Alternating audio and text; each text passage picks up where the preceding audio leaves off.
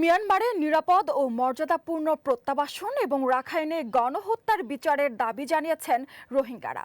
Rakhine থেকে বিতাড়িত হওয়ার ৯ বছর পূর্তিতে কক্সবাজারের উখিয়া টেকনাফে আয়োজিত সমাবেশে তারা এ দাবি জানান। কক্সবাজার থেকে আব্দুল্লাহ খানের প্রতিবেদন, জানাচ্ছেন রত্না জামান। দেখতে দেখতে পূর্ণ হলো রোহিঙ্গা সংকটের ৯ বছর, কিন্তু নিশ্চিত হয়নি প্রত্যাবাসন। হাতে প্ল্যাকার্ড, মুখে মাতৃভূমিতে ফেরার আকুল আকুতি। দীর্ঘ এ সময়ে শরণার্থী জীবনের দুর্দশা থেকে মুক্তি পেতে কক্সবাজারের উখিয়া টেকনাফের বিভিন্ন ক্যাম্পে বিশেষ সমাবেশ করে রোহিঙ্গারা। সমাবেশে বক্তারা বলেন, আন্তর্জাতিক সম্প্রদায় ও বাংলাদেশ সরকারের উদ্যোগের পরও ৯ বছর একজন রোহিঙ্গাকেও ফেরত পাঠানো সম্ভব হয়নি। মিয়ানমারের ১৯৮২ সালের বিতর্কিত নাগরিকত্ব আইন বাতিল এবং রোহিঙ্গাদের জাতিগত স্বীকৃতির দাবি জানান তারা।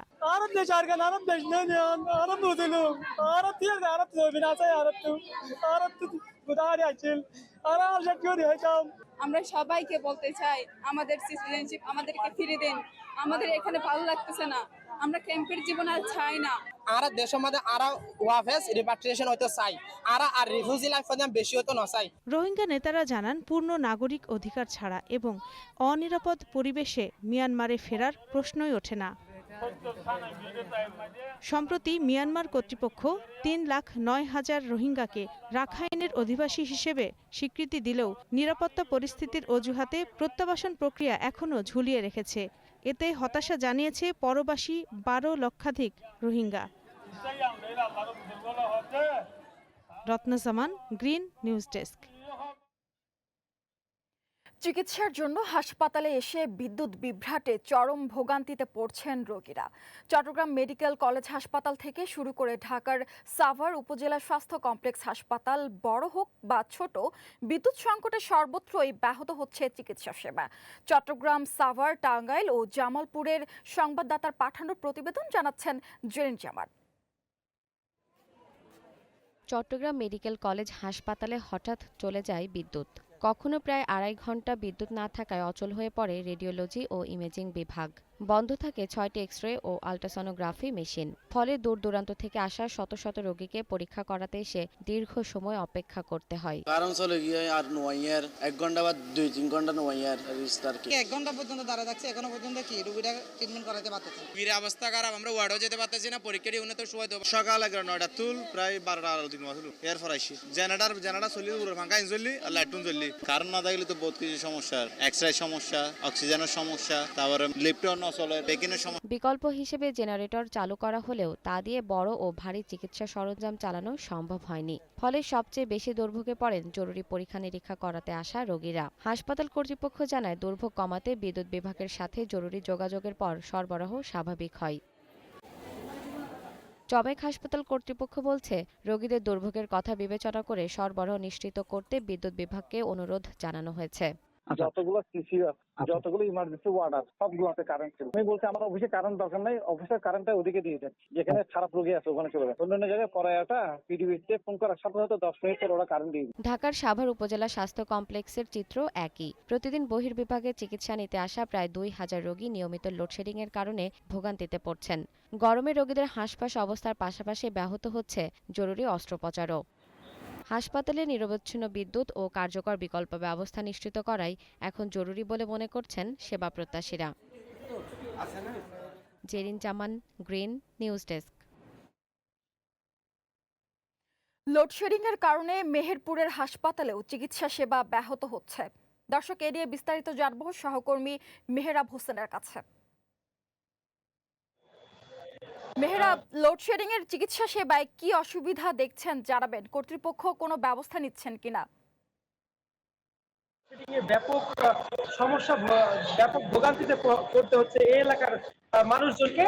পল্লী অঞ্চল এবং শহর অঞ্চল সব ক্ষেত্রে কিন্তু এই লোডশেডিং এর কারণে মানুষ ভোগান্তিতে পড়ছে। তার ব্যতিক্রম নয় মেহেরপুর জেনারেল হাসপাতাল। এই হাসপাতাল জেনারেল হাসপাতালে লোডশেডিং এর কারণে কিন্তু বিভিন্ন সময় আমরা দেখেছি যে চিকিৎসা সেবা ব্যাহত হচ্ছে। জেনারেল ওয়ার্ড থেকে আইসিইউ পর্যন্ত সব ক্ষেত্রে কিন্তু এই লোডশেডিং এর ভোগান্তিতে পড়তে হচ্ছে। লোডশেডিং এর কারণে আইসিইউ এ থাকা যে সমস্ত রোগী রয়েছে, মুমূর্ষু রোগী রয়েছে, তারাও কিন্তু লোডশেডিং এর কারণে বিভিন্ন সমস্যার সম্মুখীন হচ্ছে, তাদের চিকিৎসা সেবা ব্যাহত হচ্ছে। এছাড়াও কিন্তু দূর দূরান্ত থেকে ইমার্জেন্সিতে আসা যে সমস্ত রোগী রয়েছে, তারাও কিন্তু বিদ্যুতের লোডশেডিং এর কারণে বিভিন্ন ভোগান্তিতে তাদেরকে পড়তে হচ্ছে। আমি মেহেরপুর জেনারেল হাসপাতালের কর্তৃপক্ষের সাথে কথা বলেছি, তারা আমাদেরকে জানিয়েছেন যে আসলে এই হাসপাতালে যে জেনারেটর রয়েছে সেটি কিন্তু এই হাসপাতালকে চালাতে সক্ষম, তারপরে তারা কিন্তু ব্যর্থ হচ্ছে। লোকবল এবং জ্বালানি সংকটের কারণে তারা কিন্তু এই জেনারেটর ব্যবহার করতে পারছে না। বিদ্যুতের লোডশেডিং এর কারণে কিন্তু যে সমস্ত রোগীরা আসছে দূর দূরান্ত থেকে, তারা চিকিৎসা নেওয়ার জন্য লিফটে উঠেও কিন্তু অনেক সময় দেখা গিয়েছে যে লিফটের যে লিফট সেটিও কিন্তু বন্ধ হয়ে গিয়েছে। এছাড়াও মেহেরপুর জেলা জুড়ে বিদ্যুতের ব্যাপক ঘাটতি রয়েছে।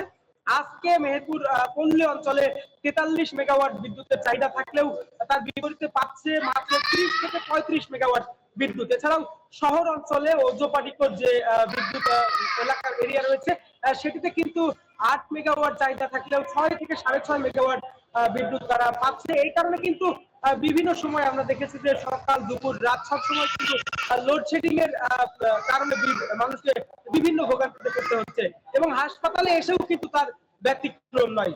তো এই ছিল মেহেরপুর থেকে বিদ্যুৎ এবং লোডশেডিং এর সর্বশেষ পরিস্থিতি। মেহরাব, আপনাকে ধন্যবাদ। টাঙ্গাইলের ঘাটাইলে লোডশেডিং এর কারণে ব্যাহত হচ্ছে হাসপাতালের চিকিৎসা সেবা। টাঙ্গাইলের আরো খবর জানাতে ঘাটাইল উপজেলা স্বাস্থ্য কমপ্লেক্স থেকে সরাসরি যুক্ত হচ্ছেন সহকর্মী সৈয়দ মিঠুন। মিঠুন, হাসপাতালে কি কি সমস্যা দেখা দিয়েছে এ নিয়ে কি বলছেন চিকিৎসকরা? শুভ্রা, আপনাকে ধন্যবাদ। আমরা সকাল থেকেই ঘাটাইল উপজেলা স্বাস্থ্য কমপ্লেক্সে ছিলাম। এর পাশাপাশি যে প্রাইভেট ক্লিনিকগুলো রয়েছে সেই ক্লিনিকগুলোতেও কিন্তু আসলে এক ধরনের সমস্যা দেখা দিয়েছে এই লোডশেডিংয়ের কারণে। আমরা যতটুকু জানতে পেরেছি যে প্রাইভেট ক্লিনিকেও কিন্তু যে লোডশেডিংয়ে থাকার কারণে কিন্তু যে মেশিন যে রয়েছে সেই মেশিন কিন্তু এখন বন্ধ রয়েছে, অর্থাৎ যে চিকিৎসা সেবা কিন্তু এক ধরনের হিমশিম খেতে হচ্ছে যারা সাধারণ মানুষ রয়েছে তাদের। আমি যদি একটু বলতে চাই, এখানে যারা প্রাইভেট ক্লিনিকে যারা মালিক পক্ষ রয়েছে, আমরা একটু তার কাছে জানতে চাই আসলে লোডশেডিংয়ে কি ধরনের আপনাদের সমস্যা পড়তে হচ্ছে। আমাদের হলো ঘন ঘন লোডশেডিং এর কারণে চিকিৎসা সেবা ব্যাহত হচ্ছে, যেমন যন্ত্রপাতি এইগুলো ক্ষতি হচ্ছে আর কি। লোডশেডিং না থাকলে তাহলে তো আর আমাদের ক্ষতি হতো না। ঘন্টায় আপনার কত পান? হ্যাঁ, বিদ্যুৎ আমাদের দিনে 3-4 বার করে লোডশেডিং দেয়, দিনে 3-4 বার। আজকেও তো দিনে আজকে কয়বার, 2 বার না 3 বার দিল, 2 বার নেই 3 বার দিছে। আমরা আরেকটা কাছে একটু জানতে চাই আসলে কি ধরনের সমস্যা হচ্ছে আপনাদের ক্লিনিক। আসসালামু আলাইকুম। আসলে বিদ্যুতের ভোগান্তি এই কয়েক মাস ধরে খুব চরমে। প্রতিদিন 3-4 বার রাত্রে দিনে সবসময় এরকম লোডশেডিং দেওয়ার কারণে আমাদের চিকিৎসা সেবাটা অনেক কষ্টসাধ্য হচ্ছে, ব্যাহত হচ্ছে। এমনকি মেশিনেও এই লোডশেডিং কারণে অনেক বাড়ি খেয়ে মেশিন নষ্ট হয়ে যায়, আমরা ঠিকমতো সেবা দিতে পারি না। এটা যদি কাটিয়ে উঠতে পারে সরকারের কাছে অনুরোধ, যেহেতু এই লোডশেডিং যাতে না হয়, যাতে এইগুলা আগের মতো যেন আমরা পাই, এটা আশা করি। ধন্যবাদ আপনাকে। আসলে শুনছিলেন যারা মালিক পক্ষ রয়েছে তারা কিন্তু বলছেন যে ঘন ঘন লোডশেডিং এর কারণে কিন্তু তাদের যে মেশিন আছে, যে যন্ত্রপাতি মেশিনগুলো, সেটা কিন্তু আসলে এক ধরনের নষ্ট পথে কিন্তু আসলে যাচ্ছে। তবে এক ধরনের বলা চলে যে তাদের যে আইপিএস এবং যে জেনারেটর রয়েছে এদেরকে কিন্তু আসলে বিভিন্ন ধরনের যে মেশিন পাতি এগুলো কিন্তু আসলে নষ্ট হচ্ছে এবং এর চেয়ে কিন্তু যে অনেকটা কিন্তু আসলে যে জেনারেটর চালালেও কিন্তু অনেকটাই টাকা গুনতে হচ্ছে তারা কিন্তু আসলে দাবি করছেন। তবে সব মিলে এতটুকু ছিল আমার কাছে সর্বশেষ। শুভ্রা। মিঠুন, আপনাকে ধন্যবাদ। যাচ্ছি পরের খবরে। পরিবার নিয়ে বঙ্গোপসাগরে দুর্ঘটনার শিকার নিউজিল্যান্ডের পরিবার। 3 জনকে জীবিত উদ্ধার করা হলেও নিখোঁজ রয়েছে এক শিশু। নিউজিল্যান্ডের ওই নাগরিকেরা পরিবারসহ গত কয়েকদিন ধরে কক্সবাজার ও সংলগ্ন এলাকায় ভ্রমণ করছিলেন। মঙ্গলবার সাগরে তীব্র ঢেউয়ের ধাক্কায় তাদের বহনকারী ফিশিং ট্রলারটি হঠাৎ দ্বিখণ্ডিত হয়ে যায়। এতে নিখোঁজ এক শিশুকে উদ্ধারে এখনও অভিযান চালিয়ে যাচ্ছেন স্থানীয় উদ্ধারকর্মীরা।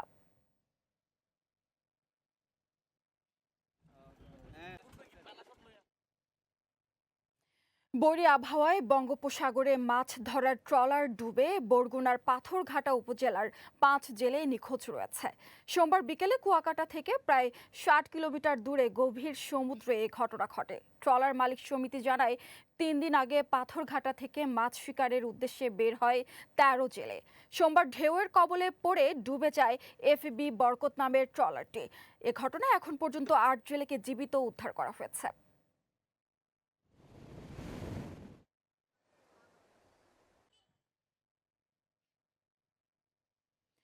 একদিকে সারের কৃত্রিম সংকট, অন্যদিকে উৎপাদন খরচ বেড়ে যাওয়ায় দিশেহারা রাজশাহীর প্রান্তিক কৃষকরা। বিঘা প্রতি ধান উৎপাদন খরচ 3 থেকে 4 হাজার টাকা বৃদ্ধি পেলেও বাজারে মিলছে না কাঙ্ক্ষিত সার। তবে কৃষি বিভাগ বলছে বাজারে কোনো সারের সংকট নেই। রাজশাহীর প্রতিনিধি রায়হান ইসলামের প্রতিবেদন। বিস্তীর্ণ ফসলের মাঠ জুড়ে চলছে কৃষকদের কর্মব্যস্ততা। আমন ধান চাষে স্বপ্ন দেখলেও উৎপাদন খরচ বৃদ্ধি পাওয়ায় ফিকে হয়ে গেছে কৃষকের সেই স্বপ্ন। ধান চাষ ও পরিচর্যা করতে গিয়ে আর্থিক সংকট ও দুশ্চিন্তায় দিন কাটছে। চাষিদের দাবি, গত মৌসুমের চেয়ে বিঘা প্রতি ধান চাষে খরচ বেড়েছে 3 থেকে 4 হাজার টাকা। গেলবারের থেকে এবার আমাদের ধান ক্ষেতের উৎপাদন খরচ অনেকটাই বেশি হচ্ছে। এই নিয়ে আমরা অনেক চিন্তিত আছি।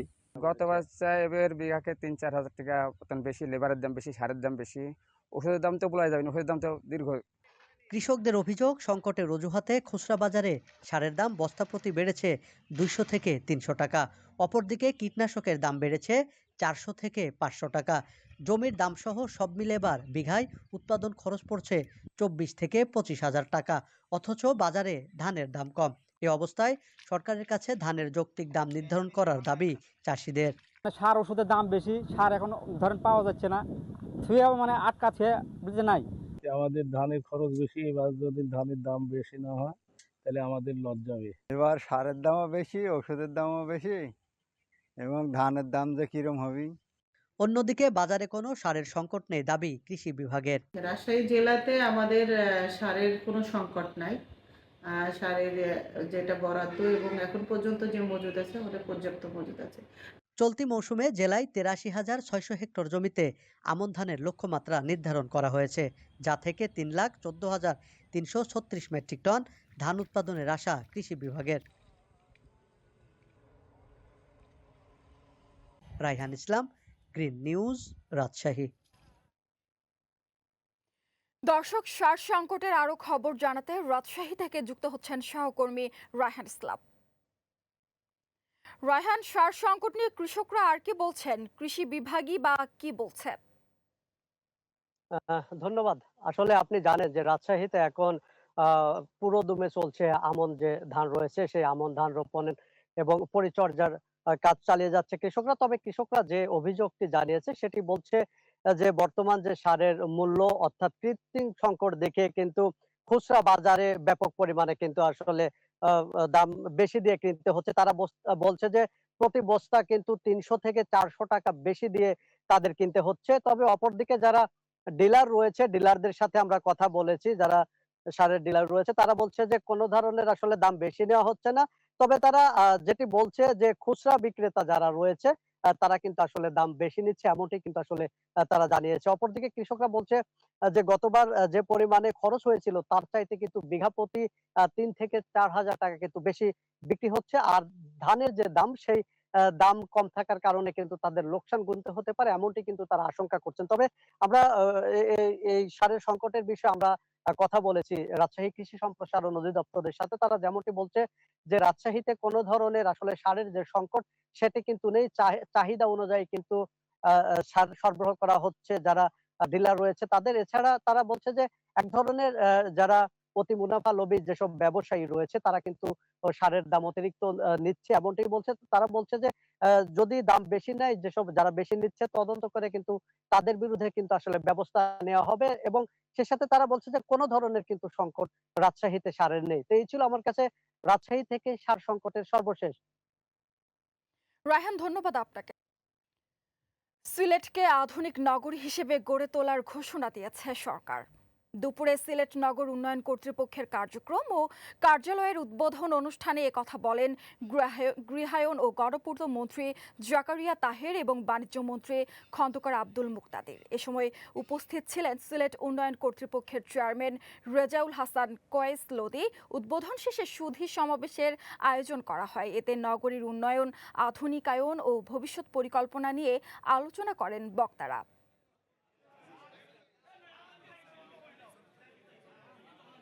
পাহাড়ি ঢলে ব্রাহ্মণবাড়িয়ার আখাউড়ার নিম্নাঞ্চল প্লাবিত হয়ে পানিবন্দী দিন কাটাচ্ছে বেশ কিছু পরিবার।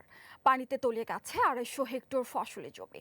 বিষয়টি তদারকি করতে সংশ্লিষ্টদের নির্দেশ দেওয়া হয়েছে বলে জানালেন উপজেলার নির্বাহী কর্মকর্তা। ব্রাহ্মণবাড়িয়া প্রতিনিধি সুজন সরকারের প্রতিবেদন। ভারী বৃষ্টির কারণে সোমবার থেকে নেমে আসা পাহাড়ি ঢলে প্লাবিত হয়েছে আখাউড়া পৌরসভা, মোগরা ইউনিয়ন ও দক্ষিণ ইউনিয়নের বিভিন্ন এলাকা। বাড়িঘরে পানি ঢুকে পড়ায় অনেকেই গৃহবন্দী হয়ে পড়েছেন। এরই মধ্যে ২৫০ হেক্টর জমি পানির নিচে তলিয়ে গেছে। বাড়ছে হাওড়া নদীর পানিও। বাঁধের ঝুঁকিপূর্ণ অংশ দিয়ে পানি ঢুকে নতুন নতুন এলাকা প্লাবিত হওয়ার আশঙ্কা করা হচ্ছে। আমরা ব্যবসা বাণিজ্য সব বন্ধ, কখনো পানি বাড়তি, এরপরে জমি সব পানি তোলে, দোকান পানির নিচে আছে, এখনো পানি বাড়তি অবস্থায় আছে। আরো বাড়লে আমরা আরো ক্ষতিগ্রস্ত হব। রাজেন্দ্রপুর, সাহেবনগর, বঙ্করচক সরকারে কয়েকটা বন তোলাই গেছে। উপজেলা নির্বাহী কর্মকর্তা বলছেন, নিম্নাঞ্চলের পরিস্থিতি পর্যবেক্ষণ সহ প্রয়োজনীয় ব্যবস্থা নিতে সংশ্লিষ্টদের নির্দেশ দেওয়া হয়েছে। প্রয়োজনীয় সংখ্যক ত্রাণের ব্যবস্থা আছে আমাদের কাছে এবং জরুরি চিকিৎসা সেবা দেওয়ার জন্য ত্রাণ এবং হচ্ছে গবাদি পশু ও মৎস্য ঘের এগুলো যেন ভেসে না যায়, এগুলোর পূর্ব প্রস্তুতি যেন নেওয়া যায়। আমাদের সকল ডিপার্টমেন্ট প্রস্তুত আছে। স্থায়ীভাবে ক্ষয়ক্ষতি এড়াতে বাঁধের ঝুঁকিপূর্ণ স্থান ও পানি প্রবাহের পথ সংস্কারের দাবি জানিয়েছেন স্থানীয়রা। সুরাইয়া অনু, গ্রিন নিউজ ডেস্ক। দর্শক, রংপুরের লোডশেডিং পরিস্থিতি জানাতে সরাসরি যুক্ত হচ্ছেন সহকর্মী জুলফিকার জুয়েল। জুয়েল, লোডশেডিং এর সার্বিক চিত্র জানাবেন। শুভ্রা, ধন্যবাদ আপনাকে। রংপুরে গত কয়েকদিন ধরে তীব্র লোডশেডিং এর কবলে পড়েছিল রংপুরবাসী, তবে গত দুদিন থেকে কিছুটা পরিমাণ স্বাভাবিক হয়ে এসেছে। অর্থাৎ দিনে অন্তত ৮ থেকে ১০ ঘন্টা লোডশেডিং এর জায়গায় এখন ৫ থেকে ৬ ঘন্টা লোডশেডিং হচ্ছে। বিশেষ করে গ্রামাঞ্চলের বেশি লোডশেডিং হচ্ছে, আর যে রংপুর মহানগরীতে লোডশেডিং এর পরিমাণ কিছুটা কম। এতে করে এই লোডশেডিং এর কারণে সবচেয়ে বেশি যে প্রভাব পড়েছে যারা ব্যবসায়ী রয়েছে তাদের ব্যবসায় বেশি প্রভাব পড়েছে। আমরা একজন ব্যবসায়ীর সঙ্গে এই মুহূর্তে আছেন, আমরা তিনি রংপুর সুপার মার্কেটের ব্যবসায়ী, তার সঙ্গে একটু কথা বলতে চাই যে আসলে এই যে লোডশেডিং এর কারণে আপনার ব্যবসায় কি রকম প্রভাব পড়ছে একটু যদি আপনাদের জানান। জি, আসলে লোডশেডিং কারণে তো আমাদের ব্যবসার প্রচুর ক্ষতি হয়। আমাদের ব্যবসাটা ইলেকট্রনিক্স, তো যদি বিদ্যুৎ না থাকে তো আমরা গরমে থাকতে পারি না, কাস্টমার আসে না। কাস্টমার যদি না আসে তো আমাদের ব্যবসা কিভাবে চলবে? আমরা ব্যবসায়িকভাবে অনেক ক্ষতিগ্রস্ত হচ্ছি। যে পিক টাইম, যে সময়টা কারেন্ট বিদ্যুৎ খুব প্রয়োজন, সন্ধ্যার দিকে, রাতের দিকে, দিনের বেলা ব্যবসার যে টাইমটা, তো এই সময়টাই বিদ্যুৎ থাকে না।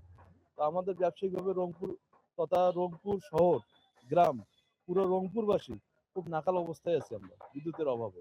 তো সরকারের কাছে আমরা আকুল আবেদন জানাবো আমাদের রংপুরবাসীকে যেন বিদ্যুৎটা সরবরাহ অন্য বাংলাদেশের অন্যান্য জেলা যেভাবে দিচ্ছে, ঢাকা যেভাবে দিচ্ছে, ঠিক সেভাবে যেন আমাদেরকে ঠিক সমানভাবে সমভাবে সমান দৃষ্টিতে যেন আমাদেরকে দেখে, সেভাবে যেন বিদ্যুৎটা আমরা পাই, এই আশা ব্যক্ত রাখি সরকারের কাছে। ধন্যবাদ আপনাকে। শুভ্রা, শুনছিলেন একজন ব্যবসায়ীর সঙ্গে কথা বলছিলাম। রংপুরে এই যে ছোট ছোট শিল্প কলকারখানাগুলো রয়েছে সেগুলোতে কিন্তু উৎপাদন ব্যাহত হচ্ছে। তো শুভ্রা, এখন পর্যন্ত এই ছিল আমার কাছে রংপুরের লোডশেডিং নিয়ে সর্বশেষ তথ্য। শুভ্রা। জুয়েল, আপনাকে ধন্যবাদ। সিলেটে গত ২ দিনে হামের উপসর্গ নিয়ে আরও এক শিশুর মৃত্যু হয়েছে। এ নিয়ে চলতি বছর বিভাগে মৃতের সংখ্যা দাঁড়ালো ১৪৩ জনে। স্বাস্থ্য বিভাগ বলছে সর্বশেষ নতুন করে ১১ জনের শরীরে হাম শনাক্ত হয়েছে।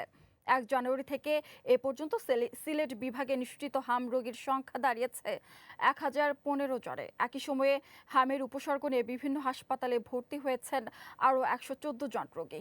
তাদের মধ্যে শহীদ শামসুদ্দিন আহমদ হাসপাতালে 45 জন, Sylhet MAG Osmani medical college হাসপাতালে 42 জন, নর্থ ইস্ট হাসপাতালে 1 জন, মৌলভীবাজার জেলা সদর হাসপাতালে 8 জন, সুনামগঞ্জ জেলা সদর হাসপাতালে 16 জন এবং জামালগঞ্জ উপজেলা স্বাস্থ্য কমপ্লেক্সে 2 জন ভর্তি হয়েছেন।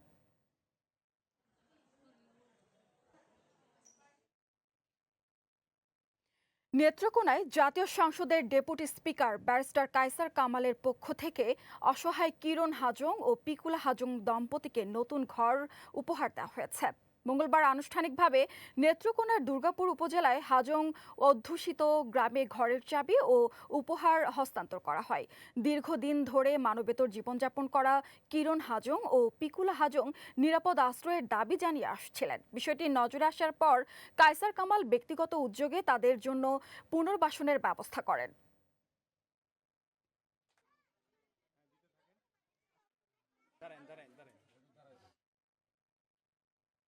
সেতুর অভাবে চরম দুর্ভোগ পোহাচ্ছেন নরসিংদীর রায়পুরার মেঘনা চরাঞ্চলের প্রায় 30,000 মানুষ।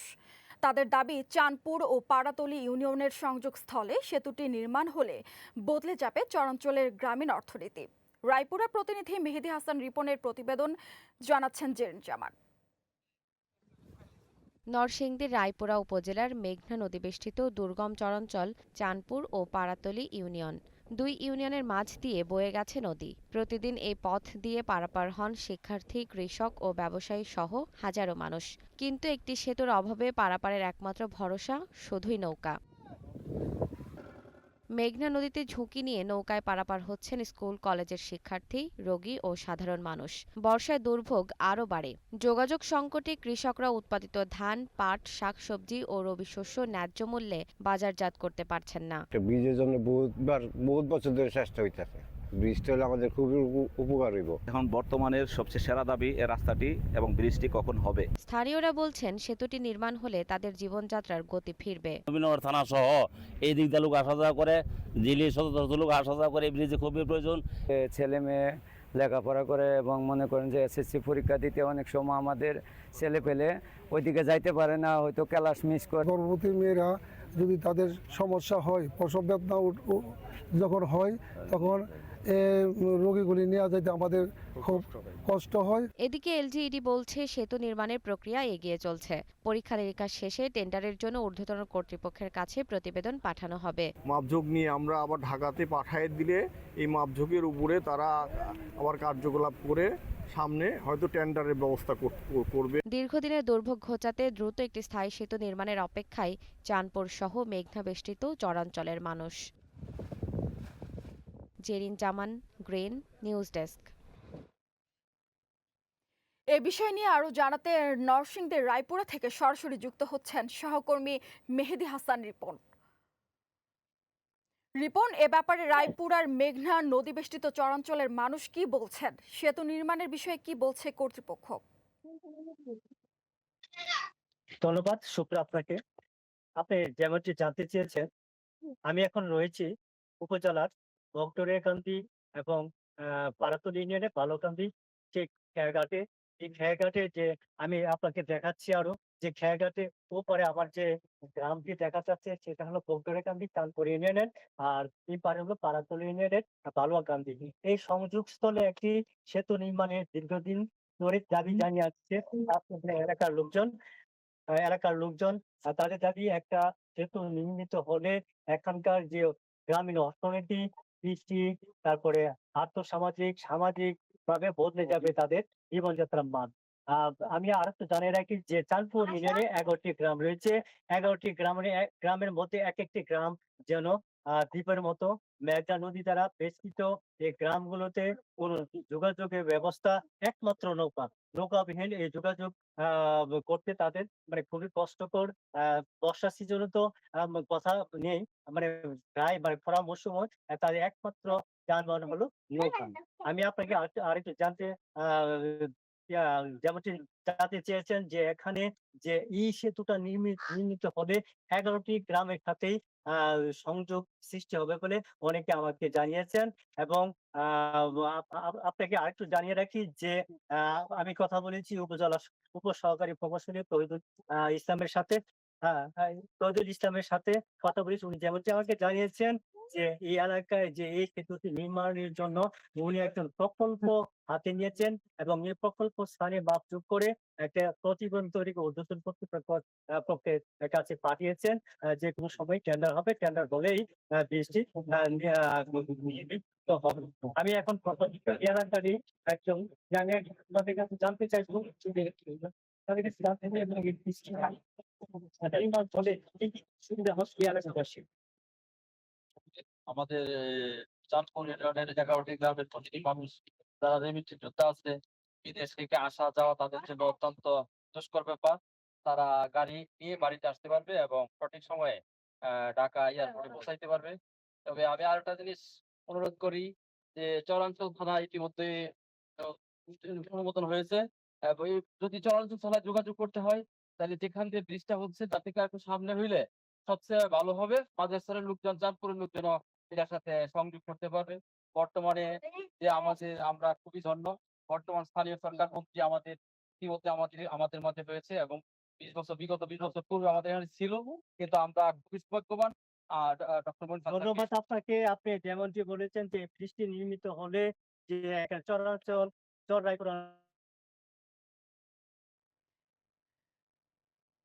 চড়াইপুরা থানাতে যোগাযোগ করতে হলে এই দুর্গম চরাঞ্চলের মানুষের কত বৃষ্টি মানে হলে তাদের যোগাযোগের মানে ব্যবস্থা সহজ হবে। রিপন, আপনাকে ধন্যবাদ। নরসিংদীর পলাশে ইট বোঝাই লরির ধাক্কায় সেলিম মিয়া নামে এক শ্রমিকের মৃত্যু হয়েছে। সকালে উপজেলার ডাঙ্গার তেপোথা এলাকায় এ দুর্ঘটনা ঘটে। পুলিশ জানিয়েছে সকালে সেলিম মিয়া সাইকেল যোগে কর্মস্থলে যাওয়ার জন্য বাসা থেকে বের হন। পরে তেপোথা নামক এলাকায় পৌঁছালে ইট বোঝাই একটি ট্রলি সেলিমকে চাপা দেয়। এতে ঘটনাস্থলে তার মৃত্যু হয়। পলাশ থানার এসআই মামুন বলেন, এ ঘটনার নিহতের পরিবারের আবেদনের প্রেক্ষিতে ময়নাতদন্ত ছাড়া মরদেহ হস্তান্তর করা হয়েছে। মৌলভীবাজারের শ্রীমঙ্গলে সিলেট হবিগঞ্জ বিরতিহীন বাসের যাত্রা বিরতির দাবিতে মানববন্ধন করেছেন যাত্রী ও বিভিন্ন শ্রেণী পেশার মানুষ। মঙ্গলবার সকালে শহরের চৌমুহনা এলাকায় ব্যানার ফেস্টুন নিয়ে মানববন্ধনে অংশ নেন শত শত মানুষ। তারা বলেন, শ্রীমঙ্গল একটি পর্যটন ও বাণিজ্যিক শহর হলেও বাসগুলো এখানে যাত্রা বিরতি দেয় না। ফলে শিক্ষার্থী, চাকরিজীবী, রোগী ও সাধারণ যাত্রীদের অতিরিক্ত ভোগান্তি পোহাতে হচ্ছে। দাবি বাস্তবায়ন না হলে কঠোর কর্মসূচিরও ঘোষণা দেন তারা।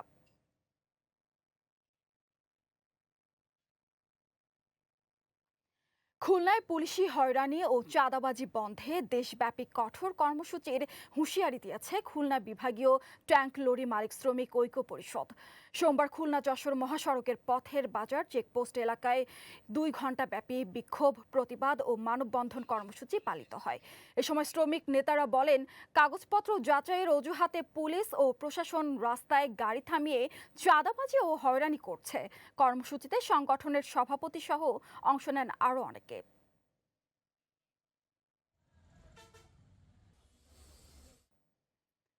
দিনে 36টি বিয়ে, তার মধ্যে ভেঙে যাচ্ছে 13টি, অর্থাৎ গড়ে ওঠা সম্পর্কের 36% রূপ নিচ্ছে বিচ্ছেদে। এ চিত্র সিরাজগঞ্জের। জেলাটিতে সাম্প্রতিক সময়ে আশঙ্কাজনক হারে বেড়েছে বিবাহ বিচ্ছেদ।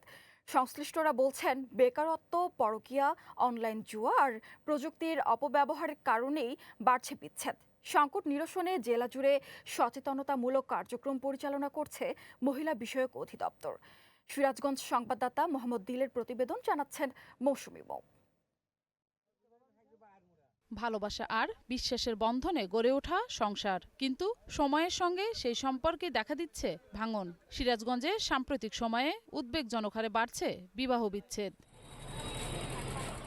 জেলা রেজিস্ট্রার কার্যালয়ের তথ্য বলছে, 2025 সালে জেলায় বিয়ে নিবন্ধিত হয়েছে 13,317টি। একই সময়ে তালাক নিবন্ধিত হয়েছে 4,803টি। অর্থাৎ ওই বছরে নিবন্ধিত মোট বিয়ের তুলনায় তালাকের সংখ্যা প্রায় 36%।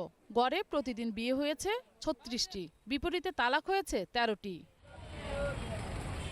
সবচেয়ে উদ্বেগজনক চিত্র রায়গঞ্জ উপজেলায়। সেখানে 849টি বিয়ের বিপরীতে তালাক হয়েছে 561টি, অর্থাৎ প্রতি 100টি বিয়ের বিপরীতে প্রায় 66টি বিচ্ছেদ হচ্ছে। সংশ্লিষ্টদের মতে, সংসারে আর্থিক সংকট ও পুরুষদের বেকারত্বের পাশাপাশি অনলাইন জুয়া বা ক্যাসিনোয় আসক্তিও পারিবারিক অশান্তি বাড়াচ্ছে। ছেলেদের কর্মহীন থাকা, বেকারত্ব থাকা, এটা একটা সমস্যা। সংসারে অর্থনৈতিক অনটন আসলে অশান্তি তৈরি হয় এবং ওইটাই ফলশ্রুতিতে ডিভোর্সে রূপান্তর হয়ে যায়। এর সঙ্গে যোগ হচ্ছে পরকীয়ার অভিযোগ।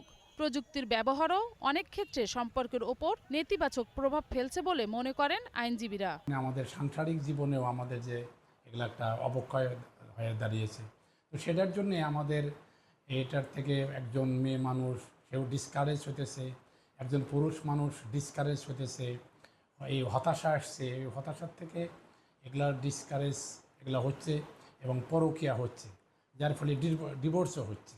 তবে বিবাহ বিচ্ছেদ ঠেকাতে শুধু আইনি পদক্ষেপ নয়, প্রয়োজন পরিবার ও সমাজের সচেতনতা। সেই লক্ষ্যে গ্রাম ও শহরাঞ্চলে নিয়মিত উঠান বৈঠক সহ বিভিন্ন সচেতনতামূলক কার্যক্রম চালানোর কথা জানিয়েছে মহিলা বিষয়ক অধিদপ্তর। আমাদের যে মহিলা বিষয়ক অধিদপ্তরের যে স্টেক হোল্ডাররা রয়েছে, আমরা আমাদের উঠান বৈঠকগুলোতে ডিভোর্সের ক্ষতিকর প্রভাব সম্পর্কে আলোচনা করি। পারিবারিক বন্ধন টিকিয়ে রাখতে পারিপার্শ্বিক শ্রদ্ধা, সহনশীলতা ও দায়িত্বশীল আচরণের বিকল্প নেই বলে মনে করছেন বিশ্লেষকরা। মৌসুমী মৌ, গ্রিন নিউজ ডেস্ক। নারায়ণগঞ্জের রূপগঞ্জের বিভিন্ন এলাকায় অভিযান চালিয়ে এক নারীসহ 3 মাদক ব্যবসায়ীকে গ্রেপ্তার করেছে পুলিশ। রূপগঞ্জ থানার অফিসার ইনচার্জ জানান, মঙ্গলবার ভোররাতে গোপন সংবাদের ভিত্তিতে মাদক বিরোধী অভিযান চালিয়ে উপজেলার মুড়াপাড়া, চানপাড়া ও মাছিমপুর এলাকায় থেকে 51 পিস ইয়াবা, 10 গ্রাম হিরোইন ও 76 কেজি গাঁজাসহ 3 জন মাদক ব্যবসায়ীকে গ্রেপ্তার করা হয়। এর মধ্যে আব্দুল মান্নান ও দেলোয়ার হোসেন দুজনের নামে রূপগঞ্জ থানাসহ বিভিন্ন থানায় একাধিক মামলা রয়েছে। গ্রেপ্তারকৃত আসামিদেরকে নারায়ণগঞ্জ আদালতে পাঠানো হয়েছে।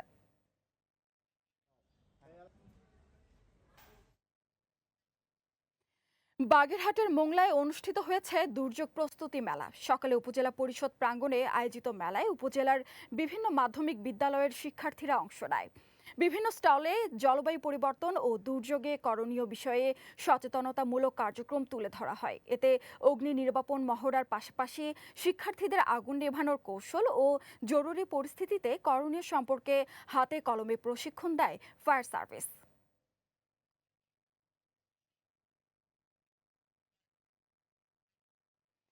পবিত্র ঈদে মিলাদুন্নবী উপলক্ষে চাঁদপুরে সুন্নি সমাবেশ অনুষ্ঠিত হয়েছে। সকালে বাস স্ট্যান্ডে আয়োজিত সমাবেশে ইসলামী ফ্রন্ট বাংলাদেশের চেয়ারম্যান সৈয়দ বাহাদুর শাহ বলেন, যারা ইসলামের বিরোধিতা করে তারা মুসলমান নয়, বরং ইহুদিদের দালাল। ইসলামকে কলঙ্কিত এবং জঙ্গিবাদ প্রতিষ্ঠিত করতে তারা নানা ষড়যন্ত্র চালিয়ে যাচ্ছে। সমাবেশে শেষে বর্ণাঢ্য র্যালি বের করা হয়।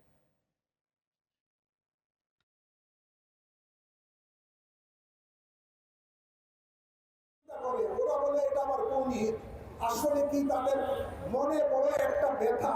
সে ব্যথাটা হলো এটাই যে ঈদ উল ফিতর আসলে তারা বিভিন্ন ব্যবসায়ীদের কাছে, বিভিন্ন ধনাঢ্য ব্যক্তিদের কাছে গিয়ে যাকাতটা আদায় করতে পারে এবং কুরবানি ঈদ উল আজহার দিনে তারা বিভিন্ন মানুষের কুরবানির চামড়া সংগ্রহ করতে পারে। ঈদে মিলাদুন নবীতে তারা কিছু পায় না, এই জন্য এটা বিরোধিতা। ঝালকাঠিতে মাধ্যমিক বিদ্যালয়ের 85 বছর পূর্তি উপলক্ষে আনন্দ শোভাযাত্রা হয়েছে। মঙ্গলবার বিদ্যালয় চত্বর থেকে আনন্দ শোভাযাত্রাটি শুরু করে শহরের প্রধান সড়ক প্রদক্ষিণ করে। এতে প্রধান অতিথি ছিলেন জেলা পরিষদ প্রশাসক অ্যাডভোকেট শাহাদাত হোসেন। বিশেষ অতিথি ছিলেন অতিরিক্ত জেলা প্রশাসক বশির গাজী।